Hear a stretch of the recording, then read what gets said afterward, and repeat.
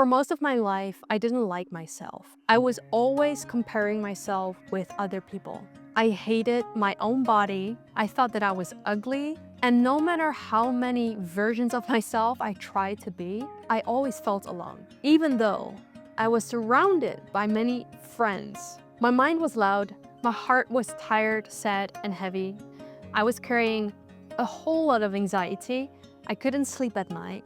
And I didn't feel at peace in my own skin at all. Hi everyone, welcome to another episode of the Returning Home podcast, hosted by yours truly, Lin Lim. And in today's episode, I want to share with you how the journey of self-hate began for me, what kept it alive, and how I shifted out of this. And if you're experiencing something like this right now, how you too can shift out of this self-hate. If that's something that you'd love to learn more about, then stay around.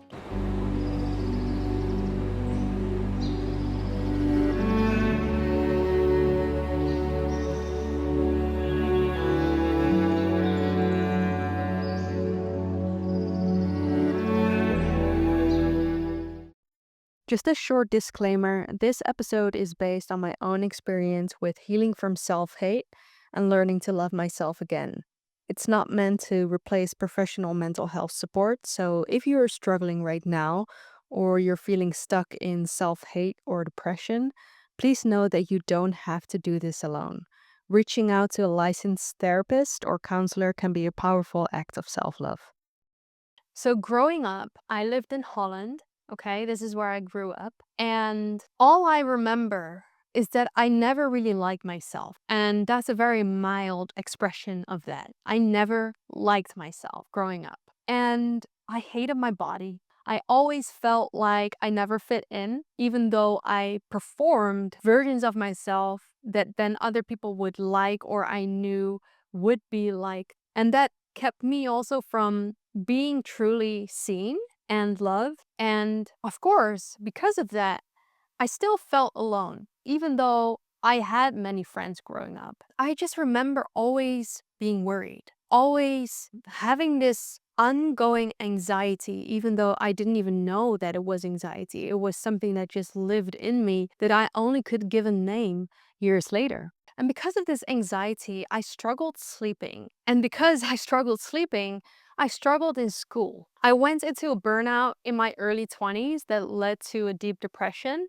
And within this depression, I remember that there were moments of complete apathy, of complete just kind of detaching from my body, detaching from the place that I was, and just floating somewhere into nothingness. Or there were moments where I was so overwhelmed with my emotions that I just kept spiraling and spiraling and spiraling into deeper and deeper negative thoughts about myself, about my life. And I tried to be perfect, but I felt so far of being perfect. And I deeply hated myself. I really hated who I was. And I'm not saying that lightly. And so this started to change to when I was actually when I was coming out of depression, I started to spiritually awaken. And one of the first books that I read was The New Earth by Eckhart Tolle. And I just started binge watching a lot of his content and lectures. And Eckhart Tolle is known to talk about presence and to talk about the ego, the pain body, and then presence. And I started to learn that actually I wasn't my thoughts. And for all of us in the spiritual community, that's like, well, yeah, no shit, Sherlock. You are not your thoughts. But when you start awakening, that's like, wow, you are not your thoughts. That is so liberating.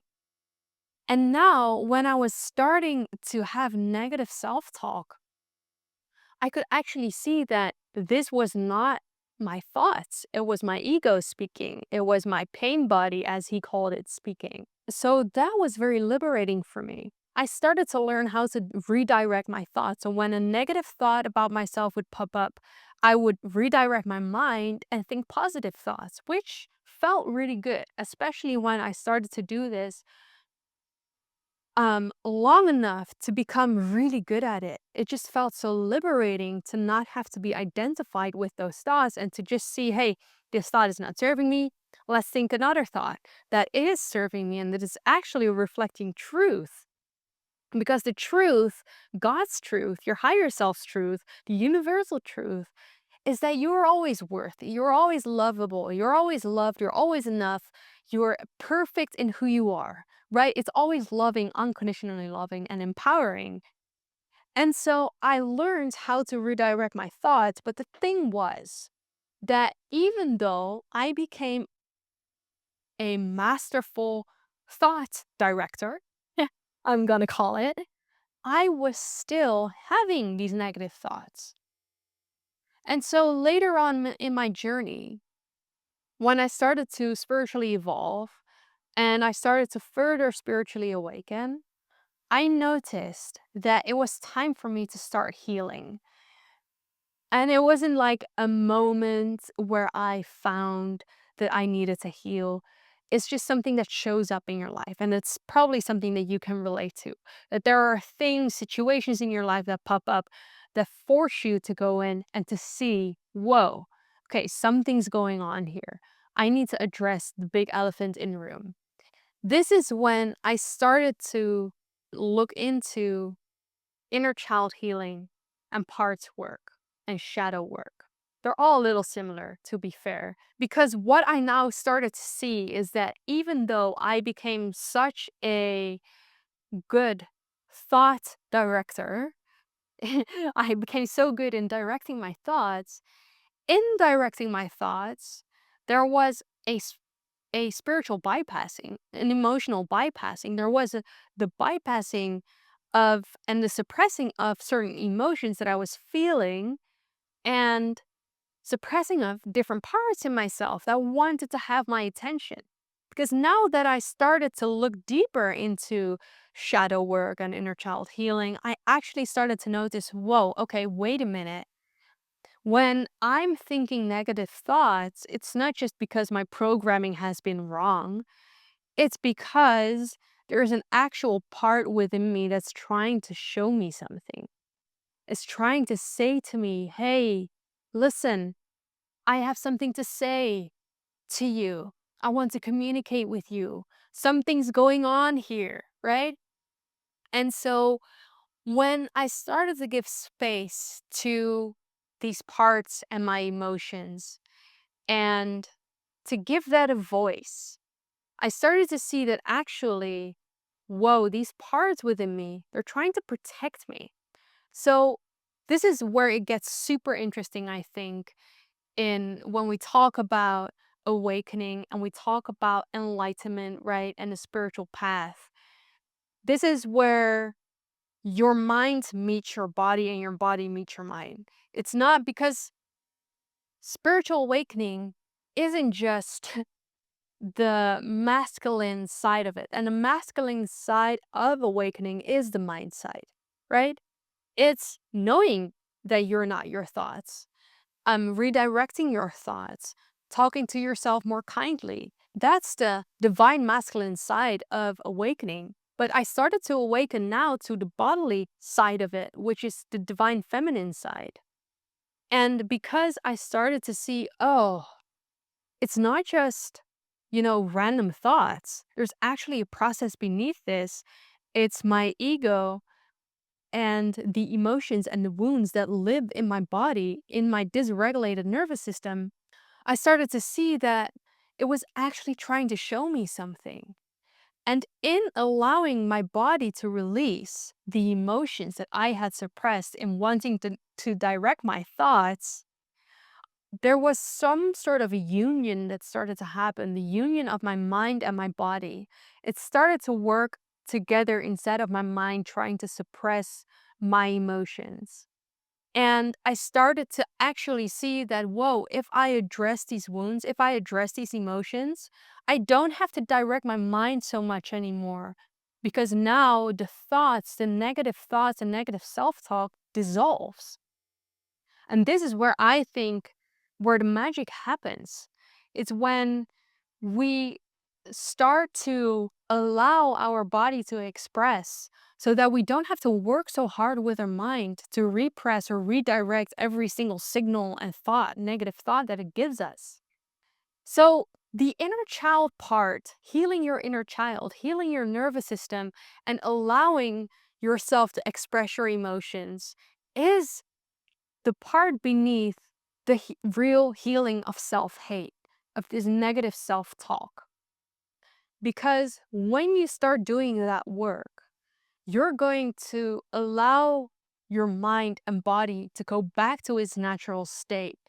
And to me, reprogramming is less necessary, because instead of trying to reprogram where you are not being, I hope that makes sense, or your old conditioning, you're dissolving your old conditioning.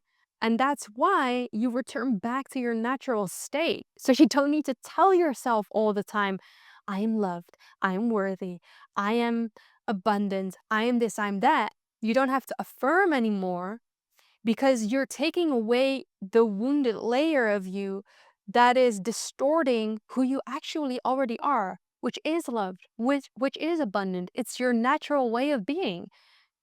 That's how you were born. That's what your higher self is. That's how God sees you.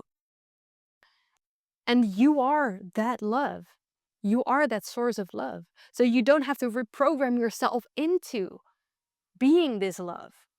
Does that make sense? And so affirmations, I'm not like um, pooping here on affirmation. I think affirmations are beautiful, but I also think that they are overrated. And there is a deeper layer between, why we have the self-talk that we have. And so what I found, and this is a little sidetrack, but also really tied into all that I've been explaining, is there are multiple layers in our being. There is your true self.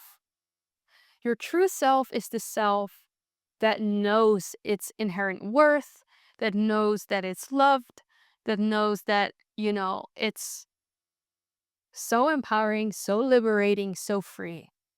That's your true self. That's your essence. Then you have your wounded self, which often is your inner child. The child within you that endured trauma. And I'm not saying that the child is wounded. I'm saying the relationship with your child has been wounded, because your inner child is actually perfect as she is or as he is.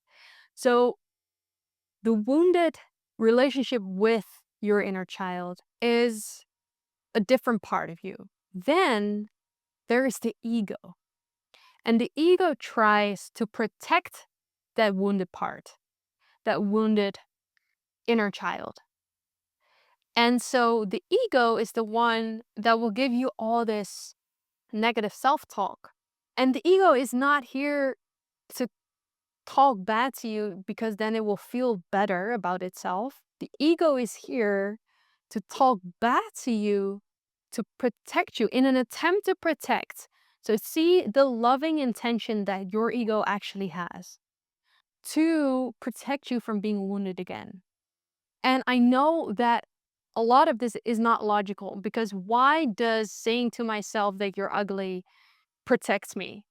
Well, perhaps if you already believe that you're ugly, then no one can tell you that you're ugly, because it's something that you already know about yourself, right? So no one else can hurt you. Does that make sense? And so the ego is always trying to communicate with you. And your inner child does too. And the more that you start to heal, the more your ego starts to soften, and the more you will hear your inner child. And so this is how we integrate ourselves. This is how we bring all of who we are home. We integrate and we can align with our truest self. So when you look at tying this back into mind, body, spirit, we need to heal our mind. And then we need to heal our body. We need to heal our body, mind, make it one system again. And when that is healed, our spirit can shine through, because your wounds and your protection mechanisms are distorting reality, how you experience reality. But once you heal and integrate, the real truth, the real you, and the real experience of that truth can shine through. because that's your spirit beaming out right there and then. I hope that what I'm sharing today is helping you to gain deeper insight in yourself, to help you see that you're not broken, to help you see that actually there is a reason why you're experiencing negative thoughts, and there is a reason and a way back to yourself, and that you don't have to be confined in those limitations, that you can be free, that you can align with your spirit, and that you can soften your mechanisms for defense through allowing your emotions. And I'll link a video right here that will show you exactly how to do that if you're tuning in from YouTube, that you're not doomed to live in negative self-talk, that you don't have to become good with directing your mind if you address the root cause of why you have those negative thoughts in the first place. So if you've ever noticed how your self-talk changes when you feel safe compared to how your self-talk is when you don't feel safe, let me know in the comments. Let me know what you're experiencing. Let me know if there were any aha moments. Let me know where you guys are tuning in from, because I'd love to get to know you. If you're tuning in from YouTube, please like this video if you have enjoyed it, and share this video with anyone who you think could benefit from this message right now. Let's spread this message to more people who need to hear it, because I know that when I just look around and go to my day-to-day life, I see people just longing for being loved, just longing for attention, just longing for validation. Bali is full with these people, and Bali is not the exception of the rule. It's a reflection of what's happening in the world in extreme, I think. If you've ever been in Bali, you'll know. Also, subscribe to my channel if you're tuning in from YouTube and you want to see more content like this. I release episodes every single Sunday, and every other week I'll release a podcast episode, both on YouTube and on Spotify and Apple Podcasts. So if you're tuning in from Apple Podcasts or Spotify, be sure to give this podcast episode a 5-star review if you enjoyed it. Download this episode so that we can spread this message to more and more people who need to hear it. Don't forget to check out my Lightworker merchandise if you want to wear conscious clothing that vibrate the message of love and awakening with the world. I appreciate you so much. Don't forget to showcase it if you do purchase it. And that was truly it for today. Thank you so much for tuning in. Keep growing. Be gentle with yourself. And I'm looking forward to see you in the next one. Bye for now.